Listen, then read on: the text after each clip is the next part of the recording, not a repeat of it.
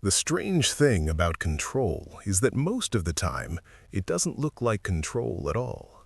There are no chains, no locked doors, no obvious villain standing in front of you giving orders. Instead, control moves quietly through conversations, through small suggestions, through the subtle pressure of expectations that feel almost invisible. A comment here, a raised eyebrow there, a pause that lasts just a little too long, and before you realize it, you're making choices that don't even feel like your own. You say yes when you wanted to say no. You apologize when you did nothing wrong. You agree with people who barely make sense simply because arguing feels exhausting.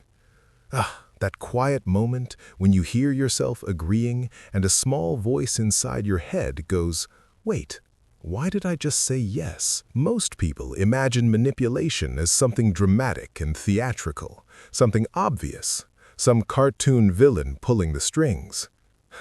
Life would actually be easier if it worked like that. But the people who truly understand human behavior know a darker truth about the mind. The brain runs on shortcuts. It fills gaps with assumptions. It reacts to emotions faster than it reacts to logic.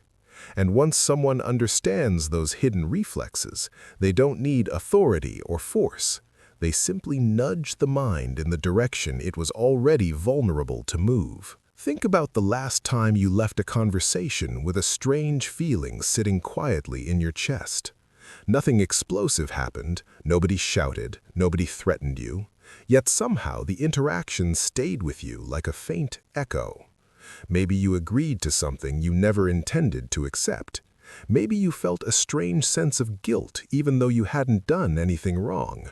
Or maybe someone casually said, "No, that's not what happened," and suddenly you're sitting there thinking, "Wait, did I remember that wrong?" That little crack in certainty, that's where psychological control starts to creep in. Human beings love to think of themselves as rational creatures. We imagine our decisions coming from logic and careful thought. But modern psychology keeps revealing something far stranger.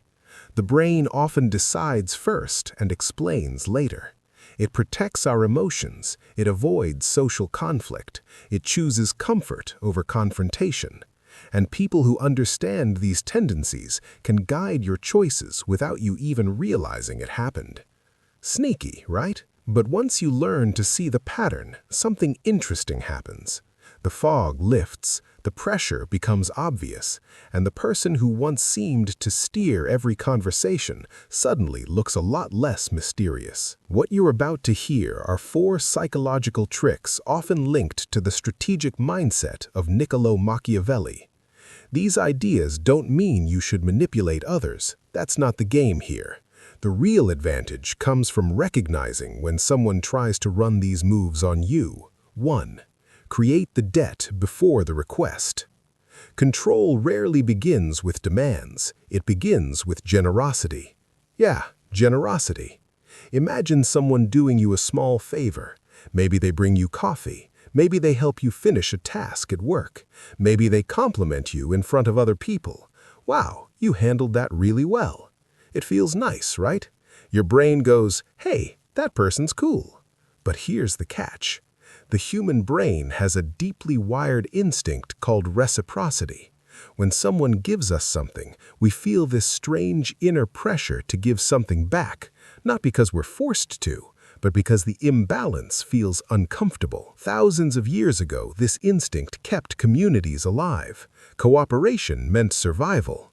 But today, sometimes it just means someone cleverly planted a psychological hook in your mind. A skilled manipulator sprinkles these small favors everywhere. They offer help. They show kindness. They create these tiny emotional debts that quietly stack up. Then later, the real request appears. "Hey, can you cover my shift? Could you finish this report for me? Do me this one favor." And suddenly, saying no feels awkward. Your brain whispers, "Well, they helped me earlier. I guess I should help them too." See what just happened? The pressure didn't come from the request. It was planted long before the request even existed. The escape from this trick is simple in theory, but tricky in practice. Separate kindness from obligation. You can appreciate someone's help without handing over control of your decisions. A calm sentence like, "I appreciate what you did earlier, but I can't do that," breaks the entire mechanism. Funny thing is, genuinely kind people accept that boundary easily. Manipulative people? That's when you'll see the frustration slip through their smile. 2. Use absolute certainty to overpower doubt. Confidence has a weird effect on the human brain. When someone speaks with calm certainty, people instinctively assume they must know what they're talking about. Picture two people explaining the same idea. One says, "I think this might be the case, but I could be wrong." The other says, "This is exactly how it works." Even if both have the same evidence, most listeners feel pulled toward the confident voice. It's like the brain goes, "Well, they sound sure, so they must know something." Our ancestors evolved this instinct for survival. In uncertain situations, following the most decisive voice sometimes kept the tribe alive. But in modern conversations, that instinct can get you played. A manipulator rarely shouts or argues loudly. Instead, they speak with calm authority. They present opinions like they're obvious facts. You know that's just how it works. Everyone knows this. It's common sense. And suddenly, disagreeing feels awkward. You start questioning your own uncertainty. Your brain goes, "Maybe I'm missing something." But the truth is, confidence is not evidence. The smartest move here is slowing the conversation down. Calmly ask questions. How do we know that? What evidence supports that? Watch what happens next. If their confidence was built on solid reasoning, the conversation continues normally. But if the certainty was just a psychological tactic, it collapses surprisingly fast. 3. Distort memory until reality feels unstable. Memory feels reliable. When you remember something, it feels like replaying a video in your mind, clear, solid, certain. But neuroscience tells a very different story. Memory isn't playback, it's reconstruction. Each time you remember something, your brain rebuilds the event from fragments. Details shift, emotions creep in, small distortions slip through quietly. And manipulators know this. They start by challenging tiny details in your memory. "That's not what happened. You remembering it wrong. No, you said something completely different." At first, it seems harmless. Maybe you shrug it off. Maybe you even laugh and say, "Okay, maybe I mixed that up." But over time, the corrections keep happening. Your memory gets questioned again and again and again. Eventually, something strange happens inside the mind. You begin doubting your own perception before you even speak. You hesitate. And slowly, the manipulator becomes the authority on what is real. Psychologists often call this gaslighting, a slow erosion of someone's confidence in their own perception. The defense is grounding yourself in observation. When something important happens, trust your understanding long enough to reflect on it. Write it down if needed. Anchor your memory. Your perception deserves respect too. 4. Control the emotional climate. The final trick is the quietest one, and honestly, it's probably the most powerful. It doesn't rely on words, it relies on atmosphere. Humans are incredibly sensitive to emotional signals. Long before language existed, our ancestors survived by reading facial expressions and tone. A sigh, a disappointed look, a sudden silence. Those tiny signals trigger reactions deep in the brain. Manipulators use this instinct by subtly changing the emotional climate whenever you assert independence. You disagree with them, and suddenly they sigh. You set a boundary, and they become quiet and distant. You refuse a request, and the entire room feels heavy. That awkward tension in the air. Over time, your brain learns a simple lesson. Agree equals peace. Disagree equals emotional discomfort. And without realizing it, you begin adjusting your behavior just to restore harmony.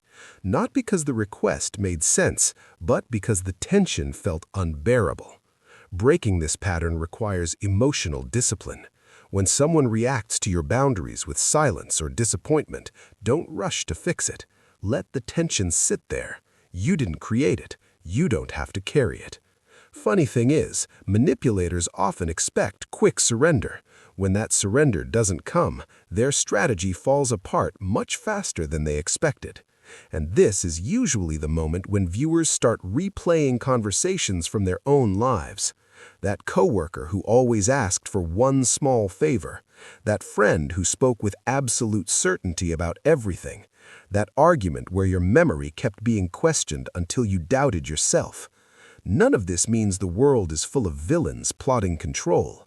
Human behavior is messy. Sometimes people use these tactics without even realizing it. But awareness changes everything. Once you see these patterns, they stop feeling mysterious. Conversations slow down in your mind. You notice tone, timing, emotional cues that once slipped past unnoticed, and something powerful returns: agency. The quiet ability to choose your responses instead of reacting automatically. Influence thrives in darkness when the mind runs on autopilot. But once awareness enters the picture, the game changes. Because the real defense against manipulation isn't aggression, isn't dominance, it's clarity. When someone offers kindness, you can appreciate it without surrendering your independence. When someone speaks with overwhelming certainty, you can listen calmly without mistaking confidence for truth.